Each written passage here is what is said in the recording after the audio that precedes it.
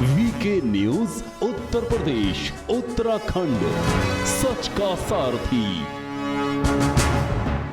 नमस्कार, स्वागत है आपका वीके न्यूज में। यूपी चुनाव की तारीख जैसे जैसे नजदीक आ रही है, जुबान की धार भी तीखी और तीखी होते चली जा रही है।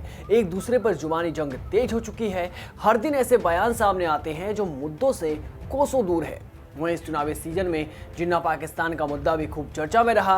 इसको लेकर अब मशहूर शायर और वामपंथियों के फेवरेट मुनव्वर राना भी बीच मैदान में कूद पड़े।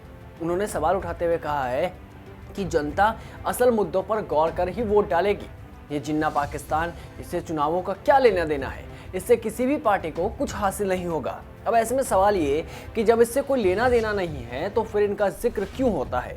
क्यों जुबान पर राष्ट्रवाद की जगह जिन्ना चले आते हैं और दुश्मन देश को मित्र बताया जाता है?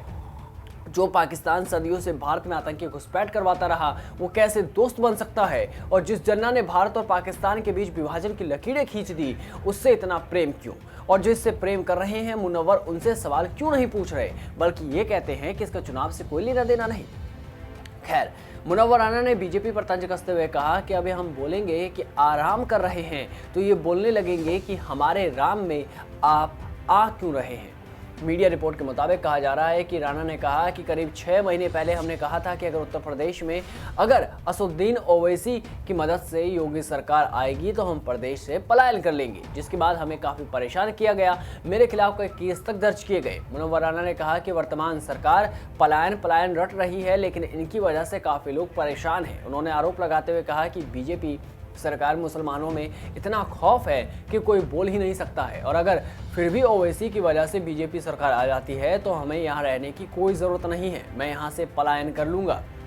उन्होंने ये भी कहा कि अगर कैराना से 10 हिंदुओं के पलायन का जिक्र किया जाता है तो हज़ारों मुसलमान भी यहाँ से पलायन कर रहे हैं, जिस पर ध्यान दिया जाना चाहिए। मीडिया रिपोर्टों के मुताबिक उन्होंने कहा कि मुसलमान ने अपने घरों में छुरी तक रखना बंद कर दिया है कि पता नहीं कब योगी उनको बंद करवा दे। पीएम नरेंद्र मोदी पर निशाना साधते हुए कहा कि पीएम मोदी ने तो चीन के डर से शुगर को चीनी बोलना ही बंद कर दिया है। बता दें कि मुनव्वर राना का बयान ऐसे समय पर आया है जब चुनाव की तारीख बिल्कुल नज़दीक आ चुकी है और कहीं ना कहीं यूपी चुनाव में इस बार पंडित, मुसलमान, जाट, इन सभी समुदायों के वोट साधने की कोशिश की जा रही है। अखिलेश यादव और जयंत चौधरी पहले ही वाईएम के समीकरण पर चल रहे हैं, वहीं बीजेपी फुल ऑन मूड में है हिंदुत्व की राह पर। बता दें कि इससे पहले भी मुनव्वर को अक्सर डर लगता रहा है और फिर से अब डर लगने लगा है जब चुनाव की तारीख नज़दीक है। तो इन बयानों का इस चुनाव से क्या लेना देना है, ये तो जनता ही तय करेगी। फिलहाल इस खबर में बस इतना ही। देश और दुनिया की तमाम बड़ी खबरों से जुड़े रहने के लिए बने रहिए वीके न्यूज़ के साथ। नमस्कार। ये है ड्रीम मीडिया नेटवर्क और आप देख रहे हैं देश का पहला 24/7 digital news channel VK news, राष्ट्र के नाम।